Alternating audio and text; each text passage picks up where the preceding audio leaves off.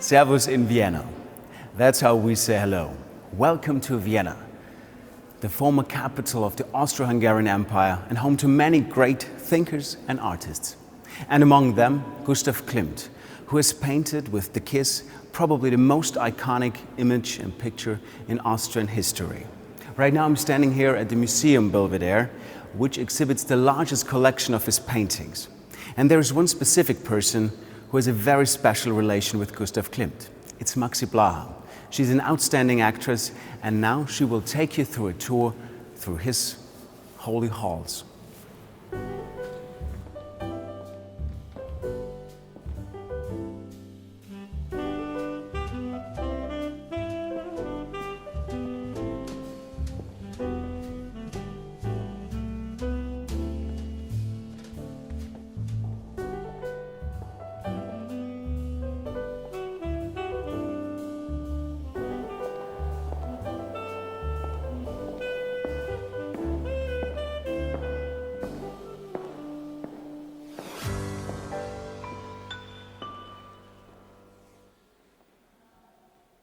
I'm standing here now with Stella Rollig. Stella, thank you so much for having us, for introducing us into your wonderful home. I'm standing here, it's just impeccable. I can sense the energy of the walls and the paintings. What makes it so special to you? Well, the Belvedere is the only place in Austria and in the world for that matter where you can experience the whole range of 800 years of Austrian art history and Austrian history, I would say.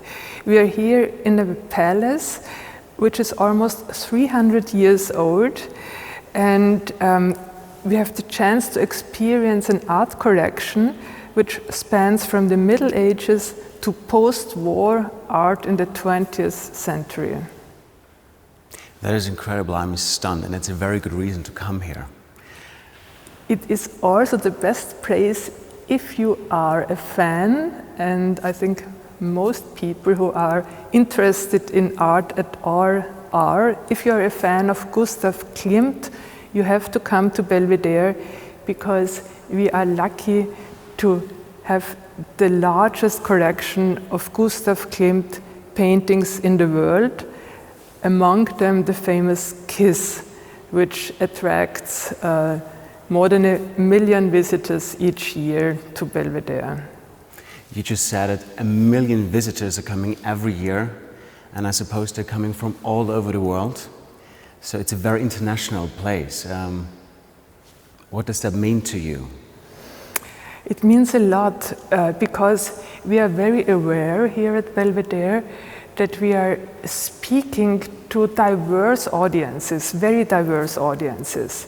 90% of our visitors are coming from abroad, and they are coming actually from all over. A lot of them are coming from Southeast Asia, South Korea for that matter is very strong among the visitor groups. They're coming from the States, they're coming from Russia, and of course from all over Europe. And it gives the Belvedere this international feeling, this international atmosphere, and I'm always delighted when I'm in the museum, when I walk through and I hear all these different languages, all these different voices. You just said it's very international. So in times of COVID-19, this must be a very tricky situation for you. What do you do specifically to make sure that all your visitors are safe?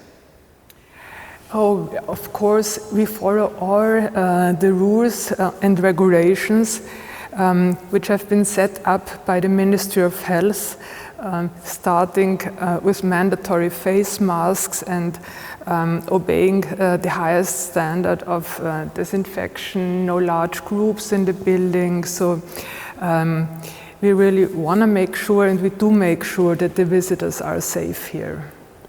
I think that's very beautiful, because even in times that are hard as it is right now for everyone, I think there has to be an access to art and to culture, because that keeps us human, and I'm just really happy that these rooms are open and that you do everything to make that possible for everyone.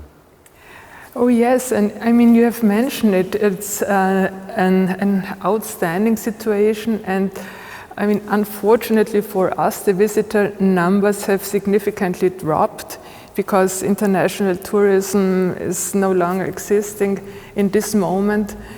But for everyone coming here, they can really enjoy a huge privilege because all the rooms showing the Kiss and all the rooms in the galleries which have been crowded a year ago are now almost empty, and you can enjoy every artwork almost by yourself. So I tell everyone, come now, it's the best time. That is a very good point. I remember myself being here about 2 years ago, and I was trying to see the Kiss, and it was very crowded. And just before we started our interview, I took a moment and stood there alone by myself in front of the Kiss and had a moment to reflect, and it's amazing. So besides the Kiss, what would be your favorite painting here in the gallery? That's a tricky question. I mean, we have more than 400 paintings on display here, but I would say it's a painting by Tina Blau. She's one of the leading artists of Vienna around 1900, late 19th century, and her role was exceptional because she was a woman painter. The painting is called Im Prater, in the Prater, the great outdoors in Vienna, the green outdoors of Vienna. And she used to go there with her painting equipment, painting plein air. And the painting is one of the first landscape paintings that it's really large, and it's one that brings in light, air, the green flora. You feel as if you were there when you stand before it. It is so beautiful when you're telling about this story, your eyes begin to shine. So it's unbelievable. You've been doing this job now for quite some time, but it seems this place hasn't lost its magic for you. Can you elaborate on that? It's such a rich place. You can discover something new every day. It's either architectural details, of course, or the artworks. And don't forget, we have also the gardens, the Belvedere gardens. So who has a working place where you can step out of your office and you're in the Baroque garden with fountains, with sculptures, groomed greenery. So it's endless joy, I would say. Endless joy. That brings me to my next question. What is inspiration to you? Yeah, I think I would say inspiration always comes from the unknown, and it comes from something, usually art, usually an artwork that I don't understand at first glance. And this moment, when you find an approach for yourself, when it opens up, this I would call inspiration. That's a very good point. It just reminds me of this one line from Hamlet, and he says, "From whose bourne no traveler returns." So, and I think that's the starting point. And being here with you right now, it feels like a very good starting point. Stella, thank you so much for this delightful and inspirational interview. Thank you. It was a pleasure. And now we will observe these two ladies, Stella and Maxi Blaha, who is an exceptional actress, exploring the circumstances of Gustav Klimt's life. Maxi, Emilie Flöge, she's such an interesting, such a fascinating woman. How did you learn about her? First of all, I did not know anything about her at all. Not even the fact that she was the model for the woman in the Kiss, in the famous Kiss painting. I learned it much later.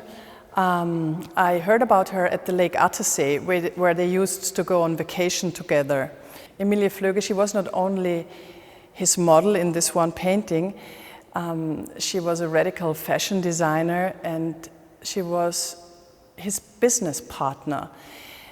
Emilie Flöge was sent his models and his rich Viennese society ladies to have dresses made for them, and she sent her clients to Gustav Klimt to have their portraits painted. So this was a very well-going business partnership, and through this business partnership I was interested in Emilie Flöge, and I learned more about her and her very interesting career as a pioneer in fashion design.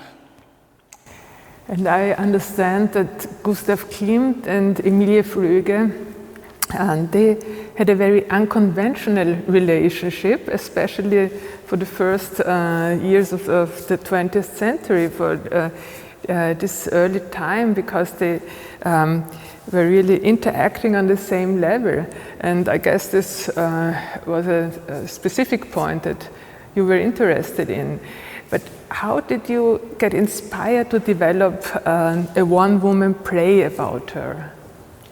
Well, I found out that the so-called reform dress that Emilie Flöge invented, which did away with corsets and heavy petticoats around the waist and kind of freed the women back then, that this reform dress was a part of the so-called Gesamtkunstwerk, which for me means that Emilie Flöge was a very important figure in this fin de siècle art movement, and she was an integral part in this arts movement back then. Even if fashion back then was not art at all, she was the first woman to lift fashion into this high level of art, and that's what especially interested me, plus the fact that she and her two sisters led a fashion salon by themselves with no man in the background, which was a unique and very radical fact in those days.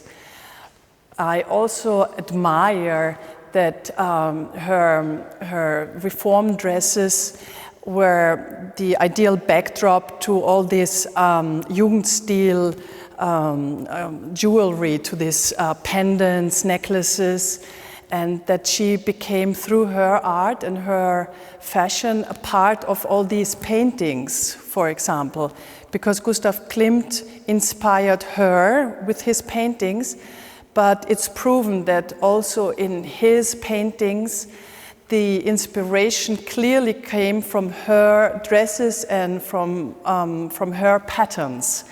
So this was a very equal partnership, I think, which was very rare in those days. Mm-hmm. Very much giving and taking and being on an eye level. You have partnered with a British writer, Penny Bragg, and developed this play, your solo performance. And lucky for us, you have approached me and the Belvedere to perform here. Was it in the very beginning that you have envisioned the Belvedere as the location for this play? Yes, it was my biggest dream to come true. And as I am a Viennese woman, I was born and raised in Vienna, I know the Belvedere and the Kiss and Gustav Klimt for a very long time, but I never knew about Emilie. And for the last years, I discovered a lot of unknown, important Austrian women in the arts. For example, Elfriede Jelinek and also Ingeborg Bachmann.